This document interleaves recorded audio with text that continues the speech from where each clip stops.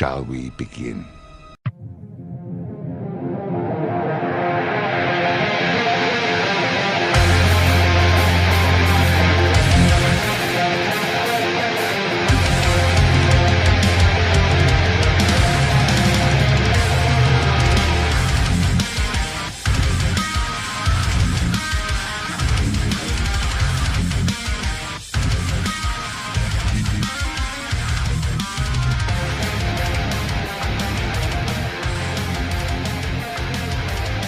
The one thing they love more than a hero is to see a hero fail, fall, die trying. In spite of everything you've done for them, eventually they will hate you. Greetings, Sentients! Today we're here to talk about 2001's Transformers Robots in Disguise, Episode 1, Battle Protocol.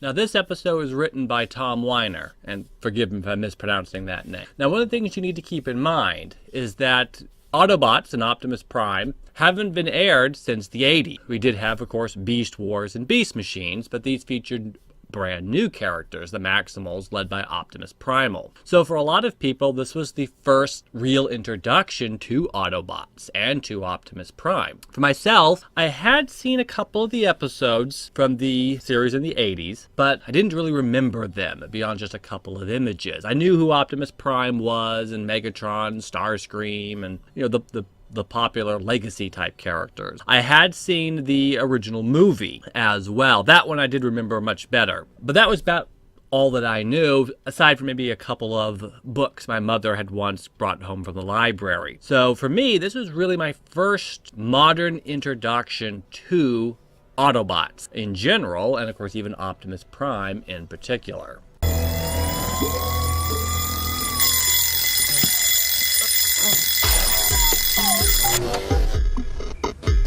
Oh man, I'm late! I can't believe it! Why does that always happen? Now, the episode begins with us being introduced to Koji, who is going to be the main human character of the series. Now, Robots in Disguise also kind of kicked off this cycle of having the useless human sidekick for the Autobots.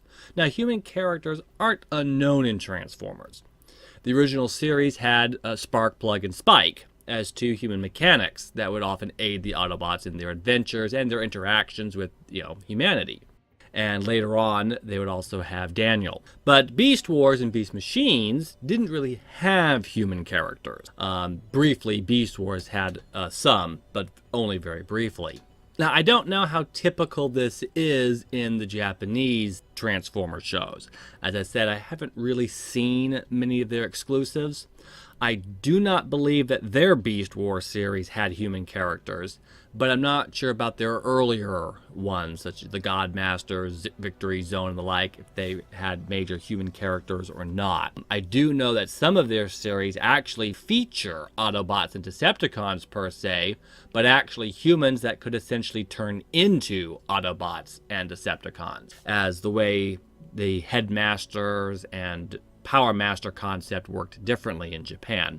But that's for another time. Anyway, for Robots in Disguise, we began the concept or the theme of introducing a human character to be the audience surrogate into the world of the Transformers, and perhaps to kind of ground a story about alien robots who are fighting their own war that doesn't directly really have anything to do with Earth and humans, other than they happen to be fighting their war here now. Unfortunately, very little effort tends to be taken to either A, make these human characters interesting, or even remotely realistic personality-wise, and B, have anything to actually do with the plot. Mostly they're there to, at best, stand around and watch, with the odd comment thrown in, or at worst, do something really stupid and need to be rescued. Filling in that role for Robots in Disguise will be Koji. There's really not a lot to be said about Koji.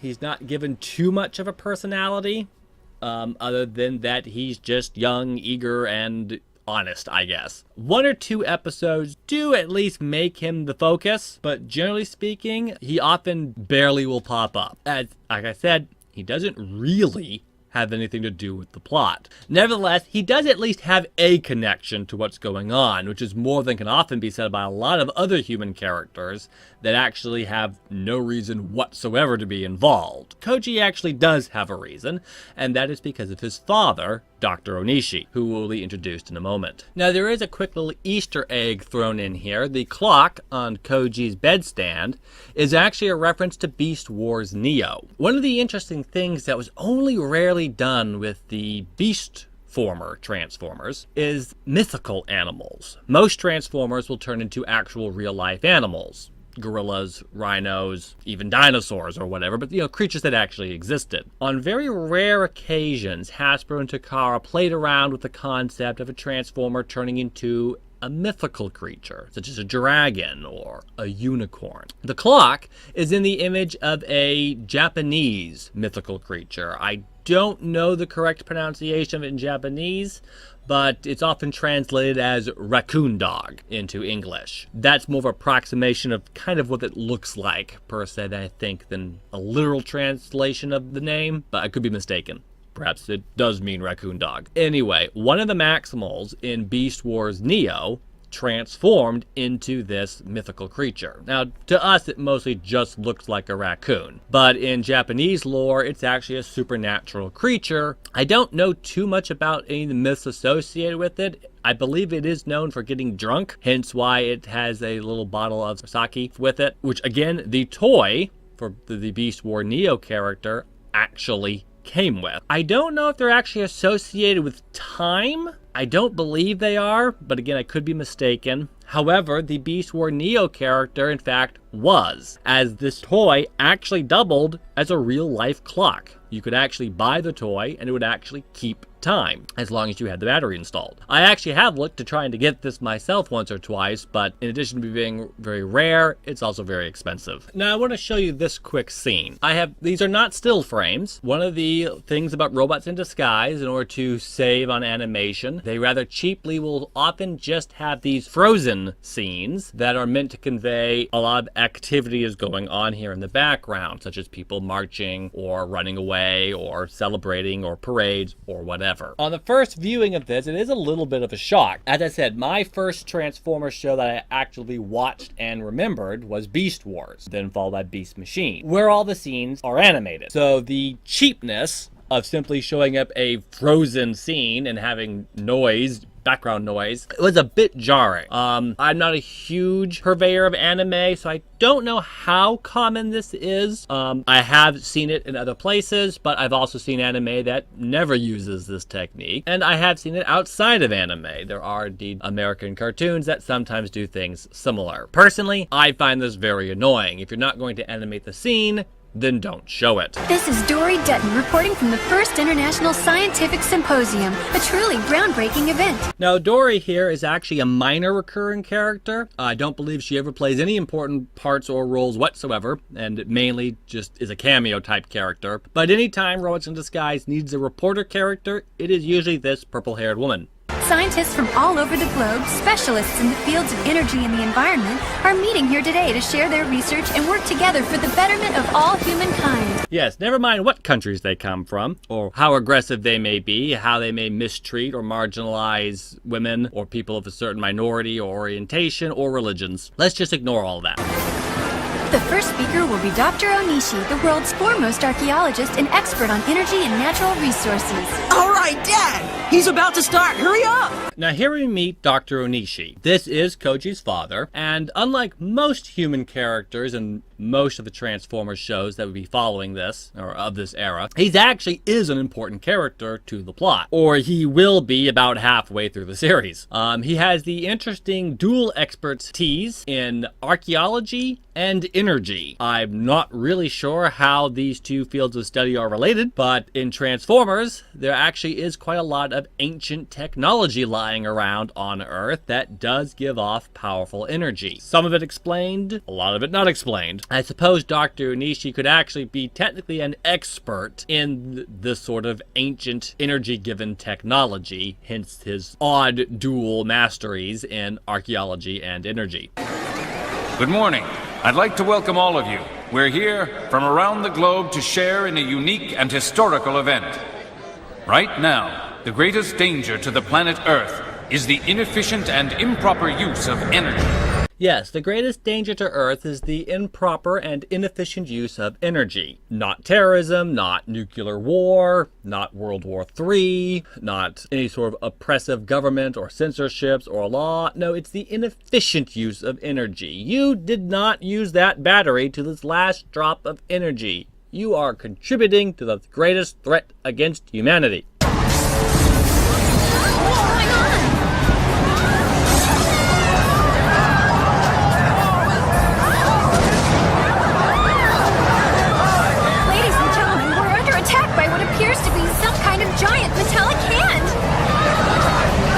Now, this is the series' introduction to Megatron, the very first time that we've seen this character. And again, yes, it can be a little bit confusing. The leader of the bad guy faction in Transformers is often called Megatron, but it isn't always necessarily the same character, of course. In the 80s, the original leader of the Decepticons was indeed called Megatron, who later, during the movie, was upgraded, or reformatted, I should say, into Galvatron. Later in Beast Wars, one of the Predacons would take the name Megatron for himself, as he would attempt to take over Cybertron. It is a little confusing to have two characters with the same name, but keep in mind the original Megatron at this point goes by the name Galvatron, assuming he's even still around at all during the Beast War era. This is the Robots in Disguise Megatron. He is therefore the third character to bear this name, and is of no relation to the previous two. It is worth pointing out that in Japan, he actually does not have the same name as Megatron. I believe this character is referred to as Gigatron, and he is of no connection to Megatron, or the previous Megatrons whatsoever, of course. Now, yes, you may have noticed that he is in the form of a giant hand. This is not an animation error.